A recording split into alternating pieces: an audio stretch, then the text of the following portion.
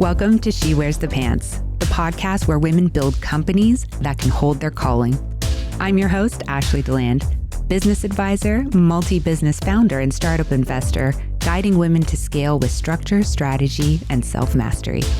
Every week, we go behind the scenes of high-growth, women-led brands to talk about the real work, the identity evolution, the leadership required, and the strategy that actually sustains success. If you're ready to build a business and life you love, you're in the right room. Welcome back to She Wears the Pants. I'm your host, Ashley Deland, and today I'm sitting down with a woman whose work sits at the intersection of brand strategy, community building, and cultural impact. Jacqueline Brennan, known to most as Jax, is the founder and CEO of Creative Duality, a next-generation agency shaping how brands create connection in a world driven by algorithms and constant noise.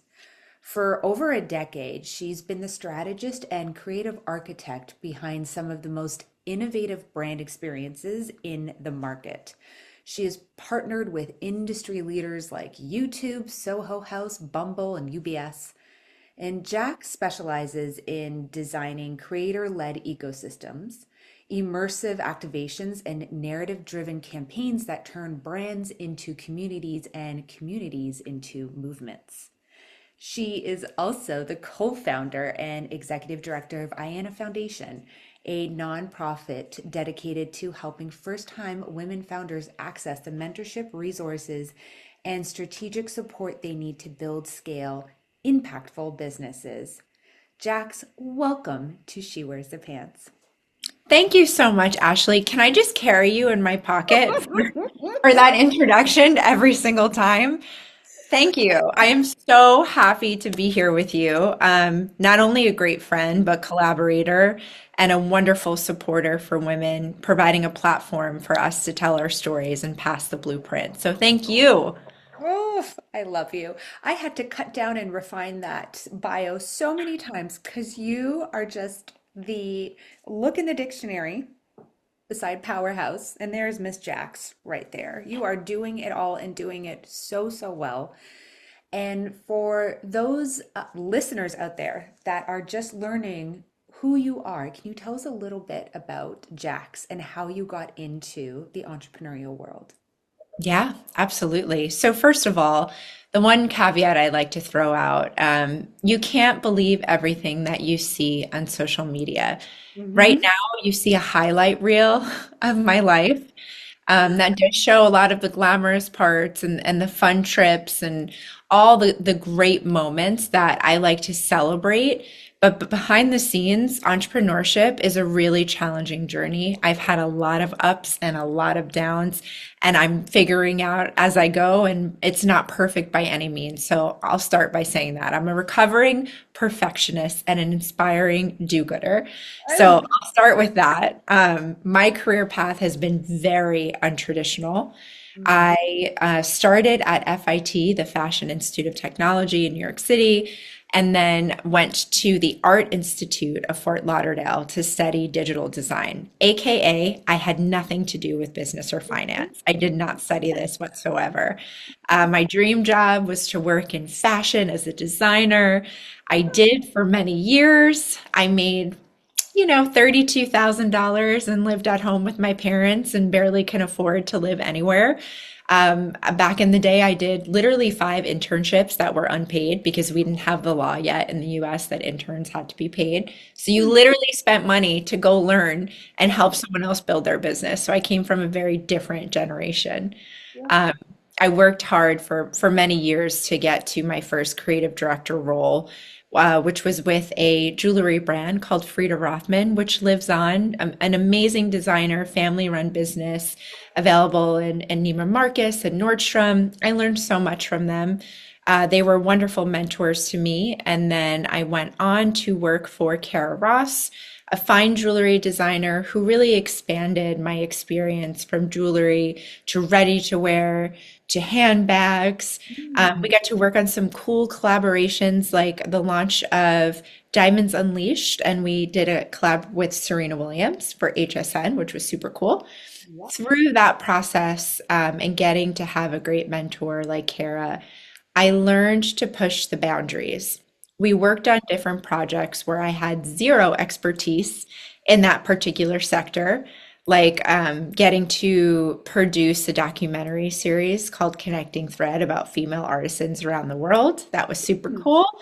I learned a lot about investing and like how the family office structure works. And after many years of working and learning from her, I really wanted to be an entrepreneur. At the time, I thought it was sexy. I thought it was cool. I had Don't no we all? idea what I was getting into whatsoever. And I like literally, like whatsoever. And I met some very talented male tech folks, and we had an idea that was kind of brought together by spending time together at Art Basel in Miami. And it was to create a tech product for the fashion industry, a Mm. SaaS B2B software, which was a virtual fitting room for online shopping. We had a killer CTO, and we would do a 360 body scan by putting your phone down, measuring your body. You'd have to move in different ways, and it would measure that against the tech pack of an actual garment, which are design specs, and it would tell you what size to order. This was Amazing. in 2018. It was way before its time. We Mhm. raised some capital, learned a lot from that experience. Mm. And the hardest takeaway for me was being the only woman in the room and not understanding vesting schedules, how to speak up for myself, how to get in the room when they were having those VC conversations.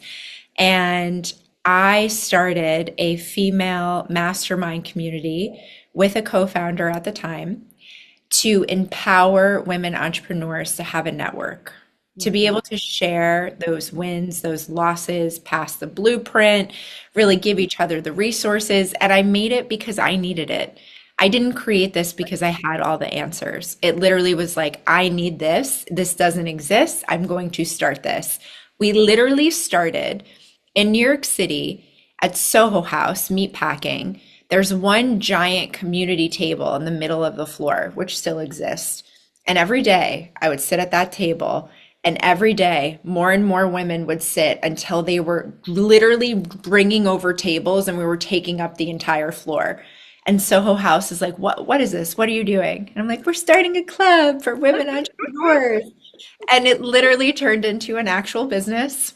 It was called Feely, which stands for tribe in Greek. We ran it for a long time.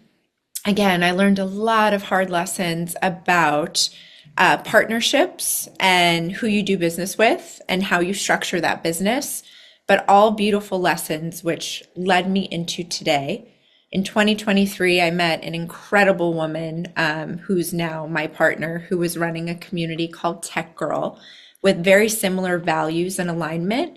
And together we formed a nonprofit foundation called Ayana, which you mentioned, 501(c)(3) supporting venture scalable women through education, resources, and community.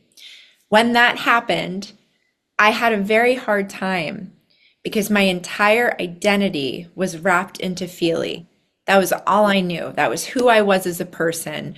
It broke my soul a bit. I went into depression. It was really hard to think about what life was like after letting go of that company and everything I had worked hard for over the past 5 years.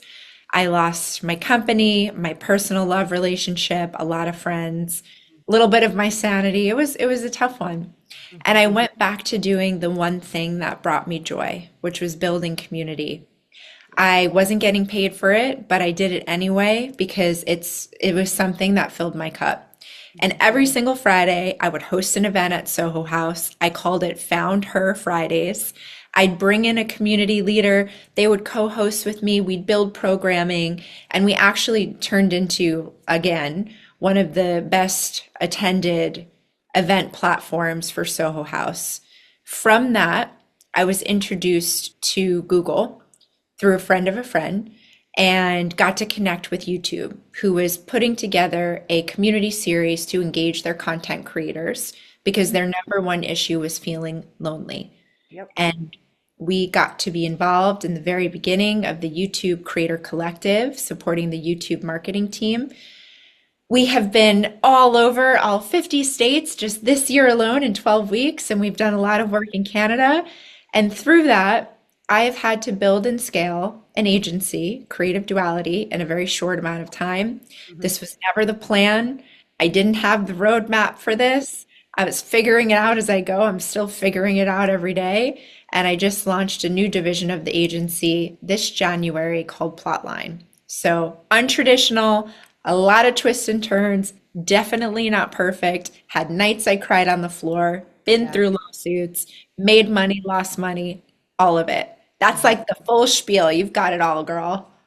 You are like the epitome of like her test was her testimony. Like literally, that is Miss Jax right there.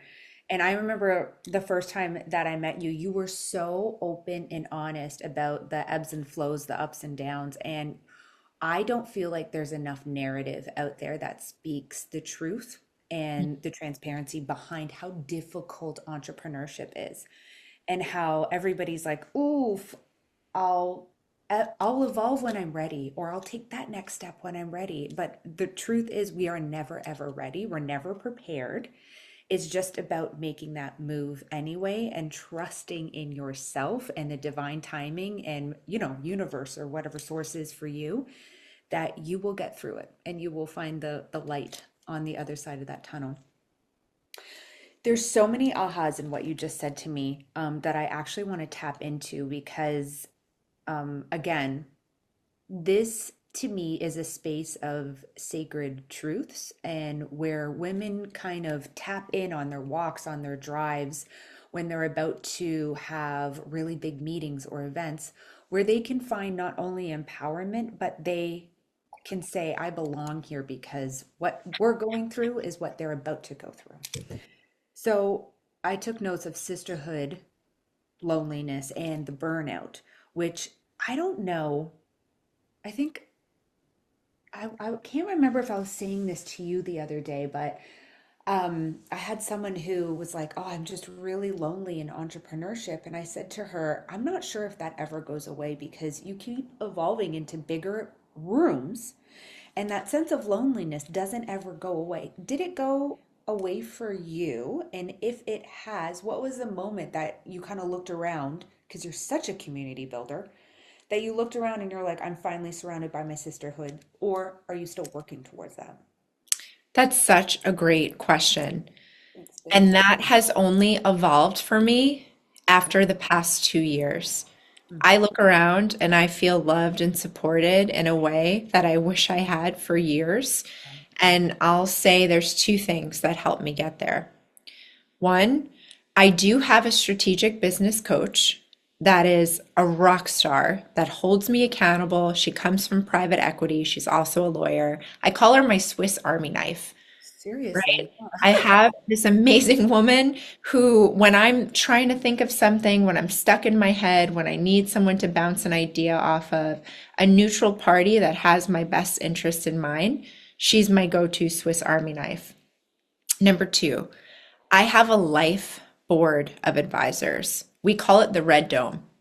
These are my girlfriends who are smarter than me, more successful financially than I am, and they just have been through so much in their life. And we have these life board meetings where we say, where are you at? Where do you want to be? How do I hold you accountable? You're dating that wrong person again. I'm calling you out. You're not exercising or doing the things that you said you were going to do. Like the life board. We do it for business, but why don't we do it for life, right? So No, I've I got have a the life personal board. board. I Yeah, get it. it's Yeah. it's the personal board. The Yep. personal board is everything. Love And it. then lastly, it's the team. Mm. I am a type A Capricorn. I like to be in control. I like to be prepared. I like to know what's going on.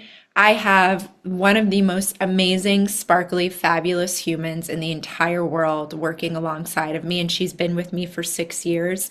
You've had the pleasure of meeting her. Oh, It's I Maya know. Callens Yes. and my entire team. I found my tribe.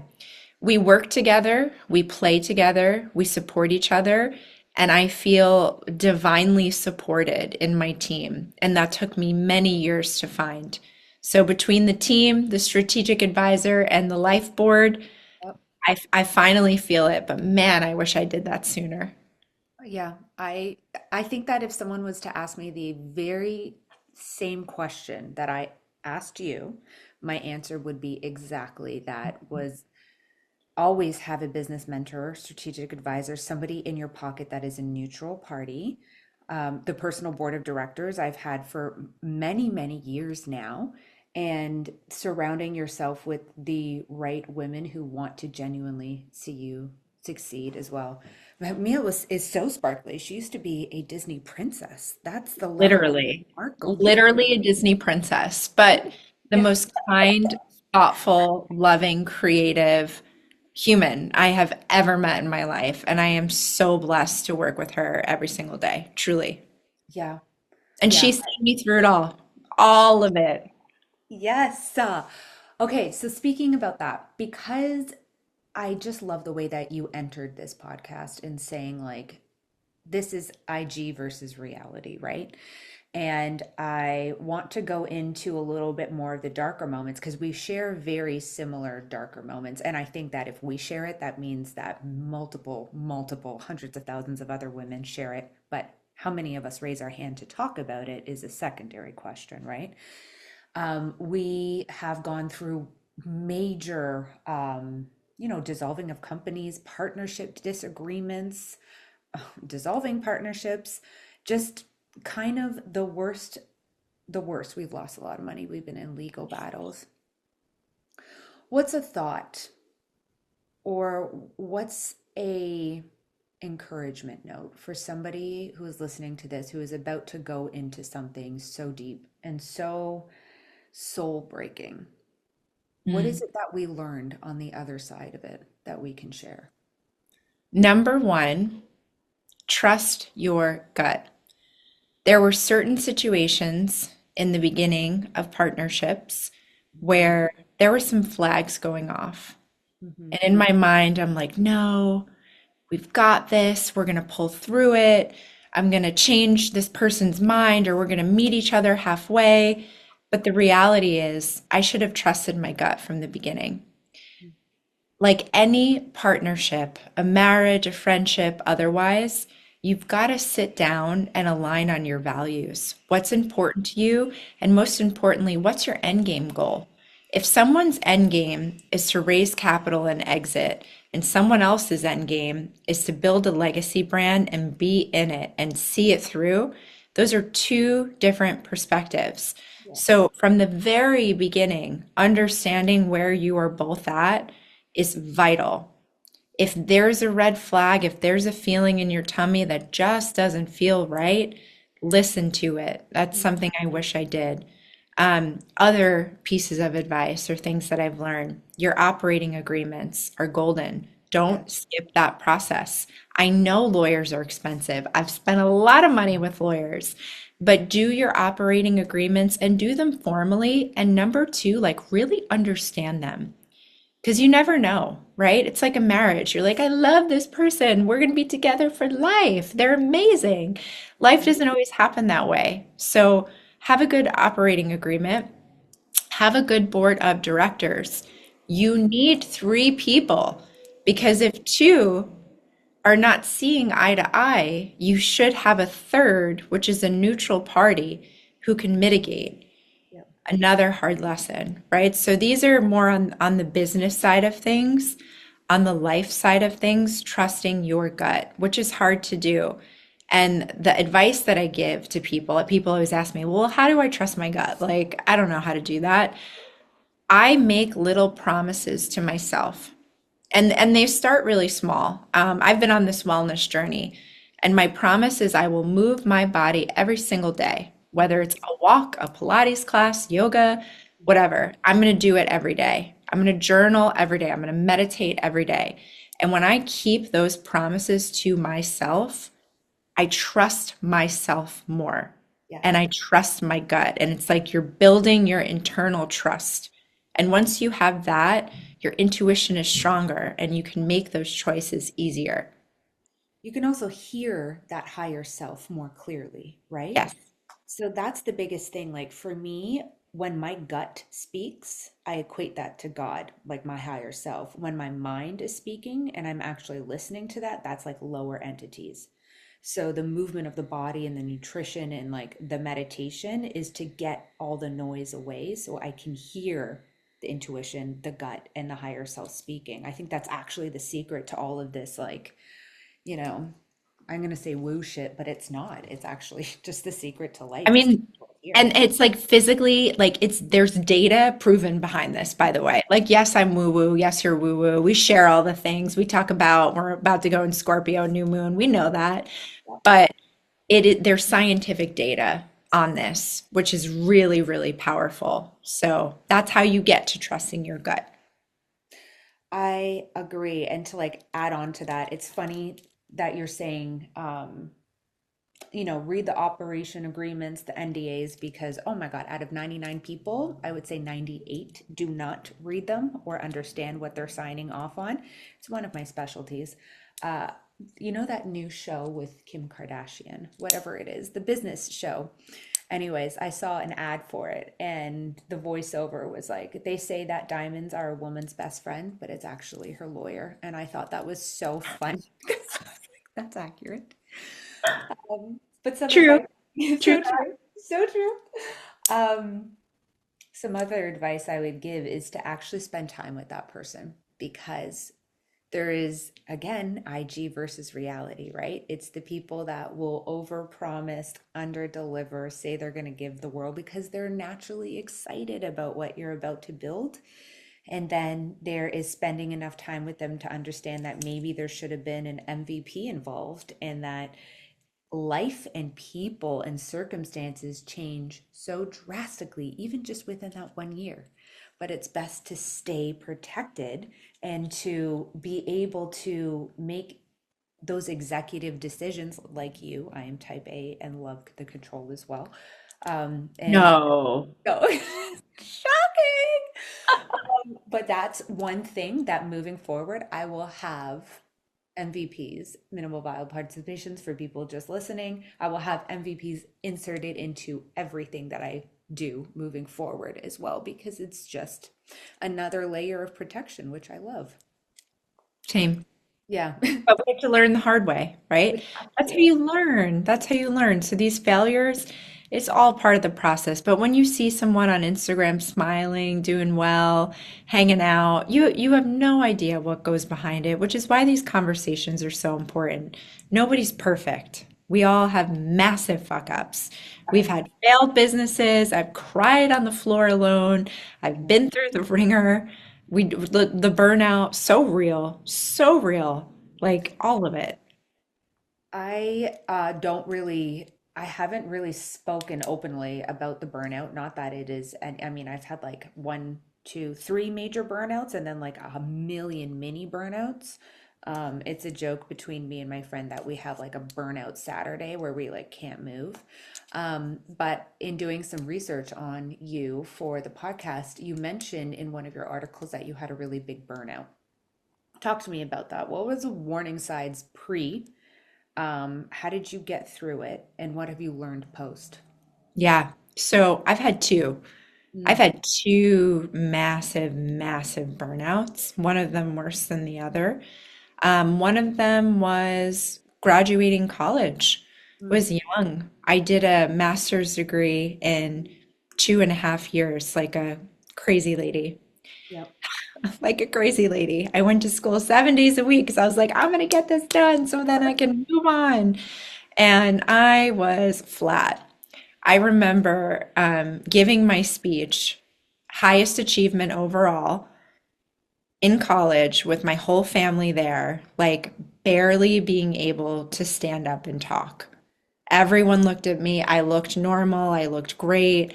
I was so badly burnt out. After that, I went into deep depression, like hospitalization and medication. It took me a long time to get back in action. I had to move home with my parents.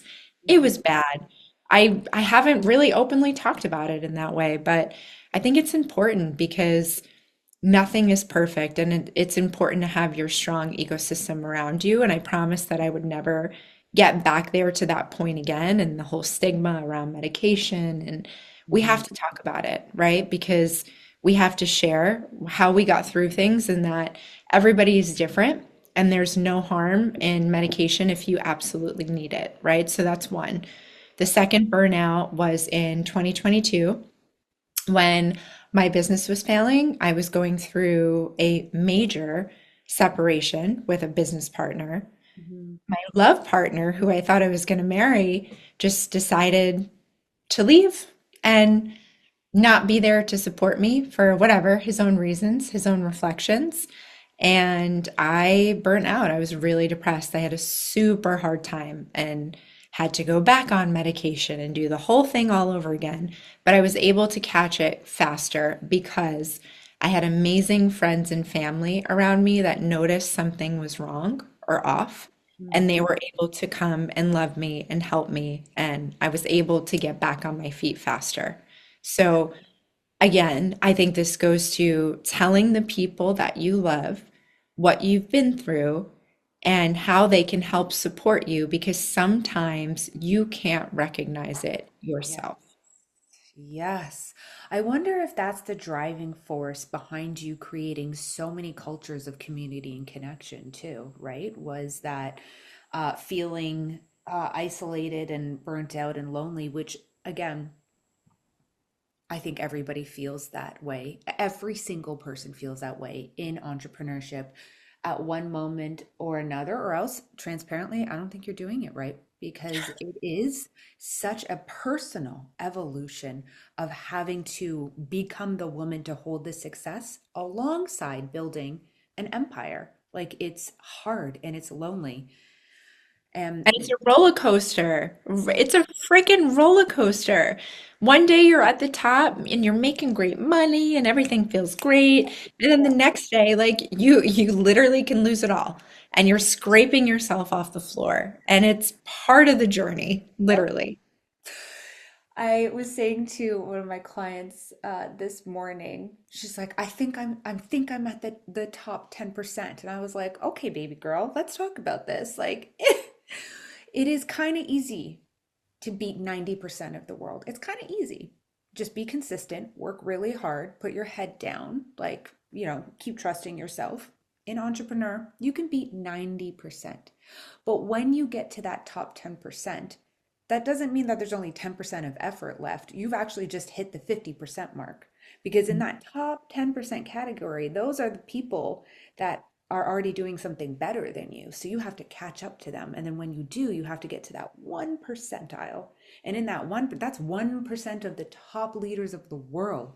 So when you hit that 90%, you're only halfway there. Like the work has just begun. So And it never stops. it And literally, it never stops. I think that's important to say, right? You are never fully there as an entrepreneur. And the best entrepreneurs understand and are humble that you can always improve. You can always. always get better. You should always be learning. You should always be taking feedback, even from your team, on how you could be a better leader. It Mhm. never, ever ends. It's constant learning and growth from failure and working on improving yourself. And I think those are the best types of entrepreneurs that know that you're never done. It's a constant learning process. Yeah, I agree.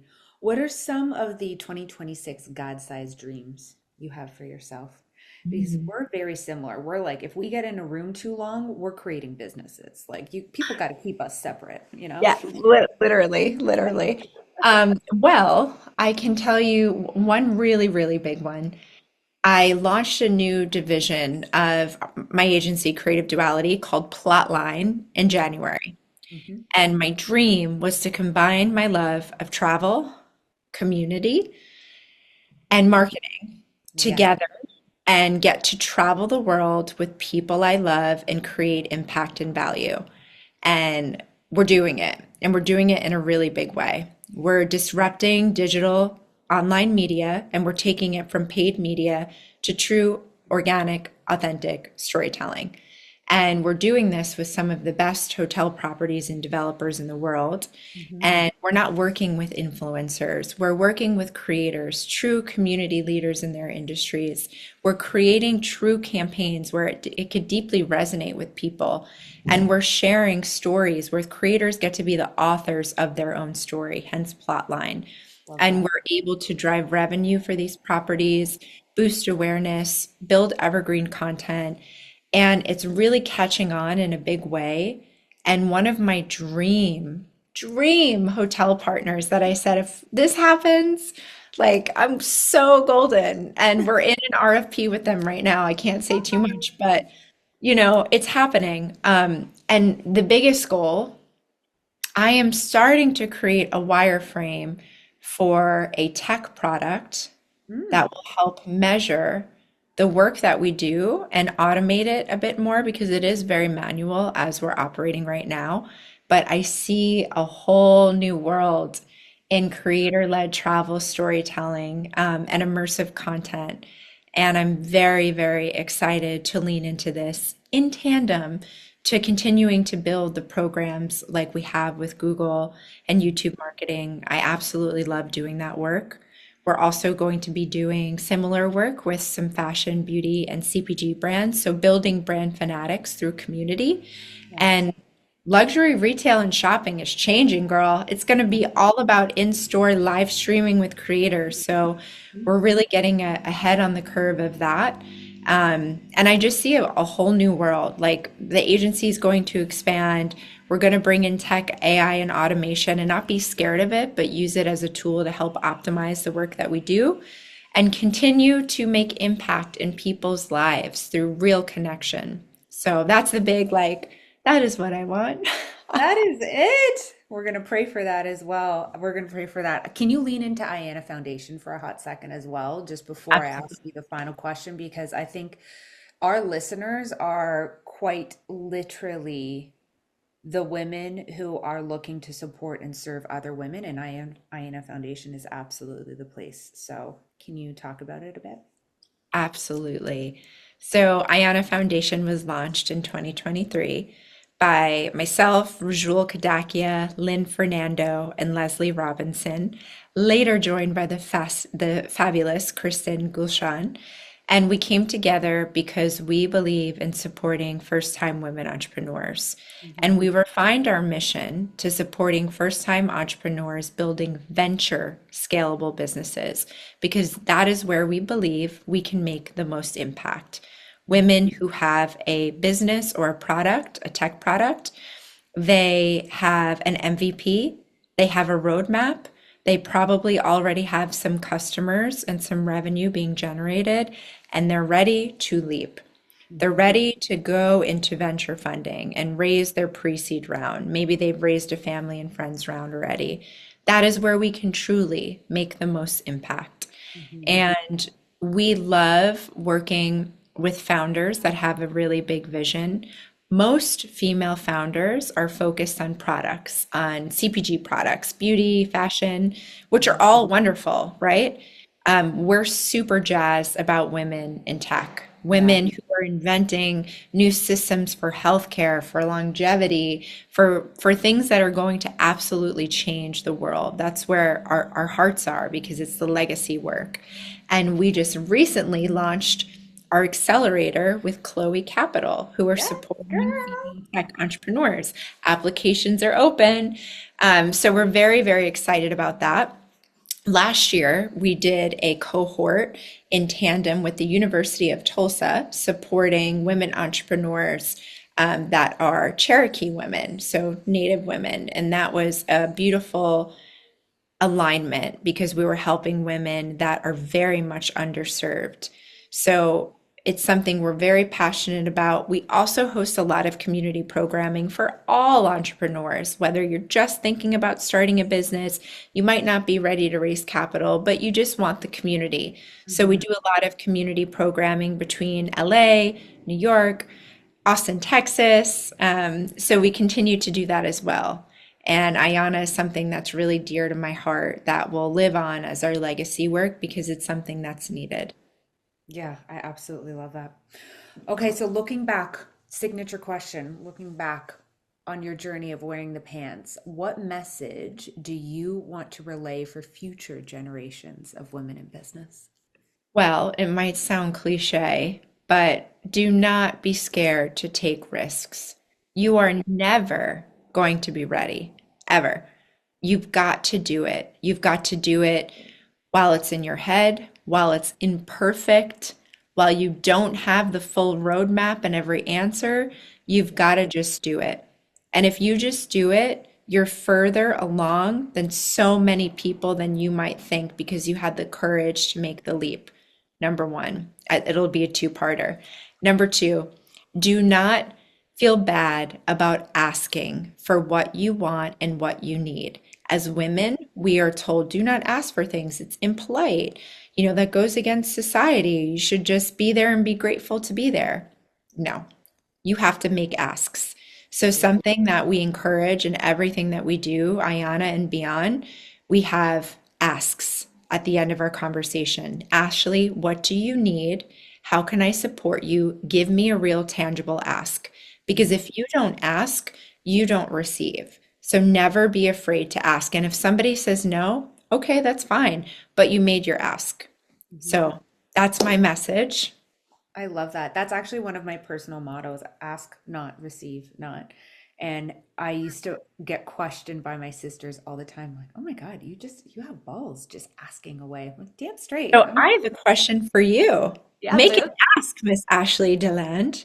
How can I support? And with She Wears the Pants, like I'm gonna ask you. Make an You ask. I think that this podcast serves, as I was just saying, we just reached 67 countries as of yesterday, and we have thousands and thousands of downloads. I want industry shakers, truth tellers, and women that are not afraid to actually say it as it is on how their journey to entrepreneurship went so that just by saying it, they can help other people maybe avoid those pain points or those obstacles or those roadblocks because when we share it, we're actually being of service to somebody else and helping them prevent having to go down that dark, lonely, anxious filled alley. So I'm looking for some truth tellers to come on here and spread word about I've their. got a list for you, girl. I've got a list. You heard it here, you guys. You heard it here. Jax, I love you, my dear friend. Can you tell people where to find you, Ayana, Creative Duality, all the things?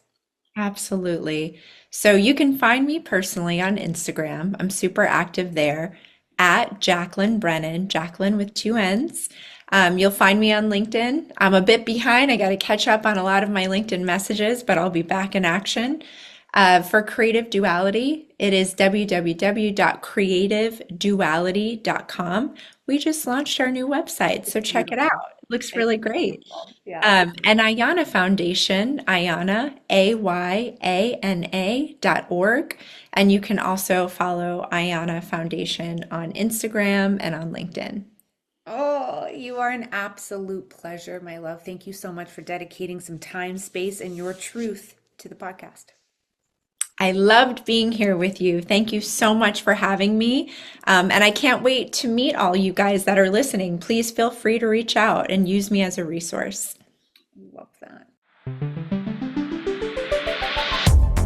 This was She Wears the Pants, where women rise into what they're meant to hold. If this episode moved you, changed you, or challenged you, send it to a woman you want to see rise.